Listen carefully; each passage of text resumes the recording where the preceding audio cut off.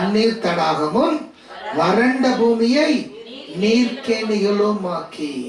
ஒருவேளை இந்த காலை நேரத்தில் தேவனுடைய ஆலயத்தில் வந்து தேவனை ஆராதிக்க வந்திருக்கிற உன்னுடைய வாழ்க்கையில வறண்ட நிலமாய் இருக்கிற ஒரு வாழ்க்கையில நீ கடந்து போய் கொண்டிருப்பாயானால், வனாந்திரம் இடத்தில் தண்ணீர் ஒன்றும் இல்லை என்று சொல்லுகிற நிலைமையில, காய்ந்து போன நிலைமையில நீ இருக்கிற ஒரு தேவ பிள்ளையா இருப்பாயானால், இந்த காலை வேளையில தேவ ஆவியானவர் நமக்கு வாக்கு பண்ணுகிறார்.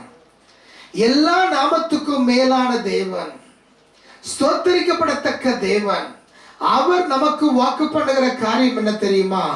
உன்னுடைய வாழ்க்கையை ஆண்டவர் தண்ணீர் தடாகமாக மாற்றுவேன். வாழ்க்கையில தேவன் நீர்க்கால்கள் ஓடும்படியாக செய்வேன். உன்னுடைய வாழ்க்கை வனாந்திரமாய் அல்ல, இனி செழிப்பான தேசமாய் தேவன் மாற்றுவேன் என்று சொல்லி ஆண்டவர் நமக்கு இந்த காலை வல்ல வாக்கு பண்ணுகிறார். ஹல்லேலூயா.